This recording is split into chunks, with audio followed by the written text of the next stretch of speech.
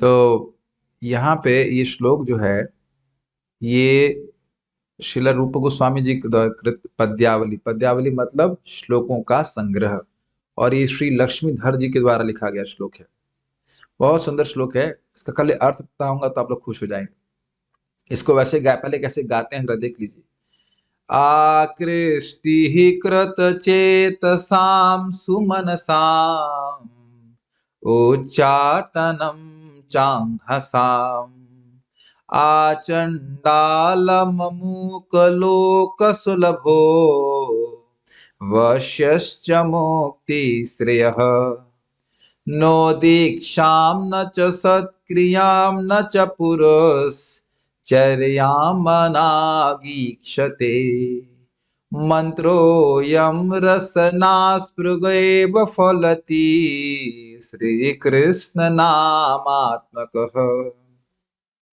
तो कह रहे हैं श्री कृष्ण नामात्मक अयम मंत्रो, ये जो मंत्र है श्री कृष्ण नामात्मक नाम आत्मक मंत्र, जो मंत्र भगवान श्री कृष्ण के नामों से युक्त है, जैसे ये हरे कृष्ण मंत्र है।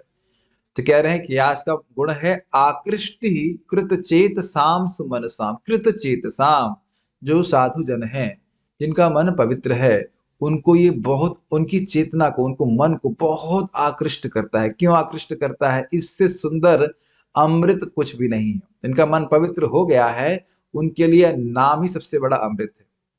हाँ तो भैया अब क्या करें, पापियों का क्या होगा? तो कहते हैं उच्चाटनम चान हसम। भाई नहीं हो, पाप नहीं हो, सेंटली नहीं हो, साधु नहीं हो, तो भी उच्चाटन चान हसाम, वह नाम उच्चारण करने मात्र से सारे अंहसाम, अंश का मतलब होता है पाप, हर पाप, हर प्रकार के पाप का उच्चाटन कर देता है, वह समाप्त कर देता है। तो फिर इसके लिए कोई योग्यता चाहिए होती होगी। तो कहते हैं आचंडालम अमूक लोक सुलभो। चांडाल पर्यंत व्यक्ति को भी ये नाम सुलभ है, कोई भी नाम उच्चारण कर सकता है। लेकिन बस एक दिक्कत है, अमूक लोक, अमूक मतलब होता है अमुक, मुक मतलब जो बोलने वाला हो, उसके बाद बोल, सॉरी, जो मुख मतलब जो नहीं बोल सकता है, और अमुक मतलब जो बोल सकता हो। हरे कृष्णा हरे कृष्णा।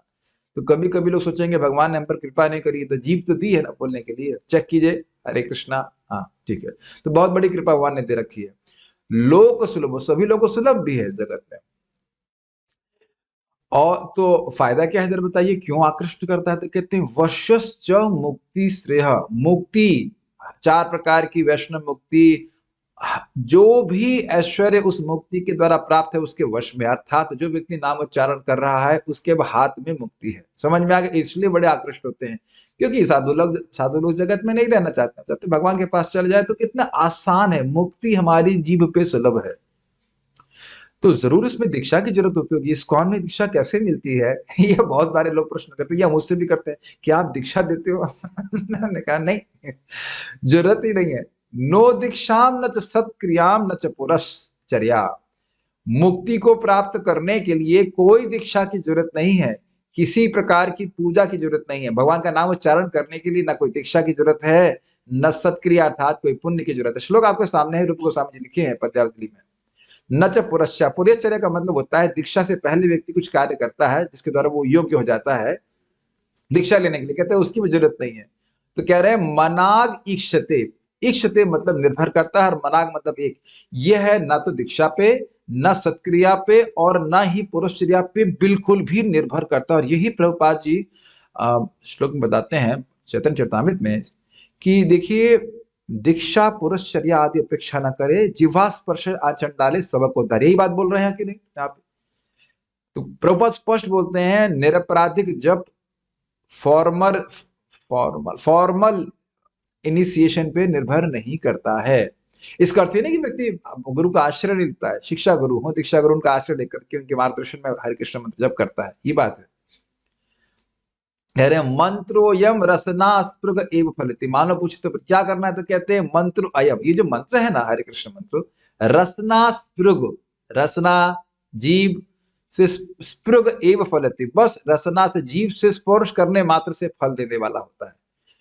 कैसा मंत्र? श्री कृष्ण नामात्मक मंत्र। ये जो हरे कृष्ण मंत्र है इसमें नाम ही नाम भरे हुए कि ना, हरे कृष्ण राम, तो ऐसा कृष्ण का नामात्मक मंत्र। तो सोचिए इतना इतना सुंदर हमारे पास सुविधा प्राप्त है।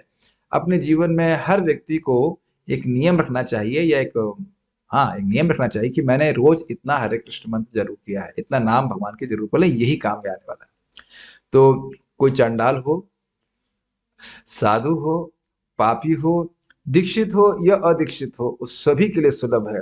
यदि हम गूंगे नहीं है, चेक कर लीजिए एक बार, हरे कृष्णा, हाँ गूंगे तो नहीं है, स्पीकर से आवाज आ रही है तो स्पीकर का उपयोग कीजिए। और यही महाराज कुलशेखर कहते हैं, वक्तुम समर्थोपि न वक्त कश्चिद अहो जनानाम व्यसनाभिमुख्यम। ठीक है बोलेंगे, लेकिन ऐसी बीमारी है कि बोल सकते हैं कृष्ण का नाम, जिससे मुक्ति का श्री एकदम हाथ में है, मुक्ति का ऐश्वर्य हाथ में, लेकिन बोलते नहीं। तो आप लोग तो उम्मीद है कि सब लोग कर ही रहे होंगे। एक बात जरूर ध्यान रखिएगा, कृष्ण बोलना है, राम बोलना है, हरे बोलना है,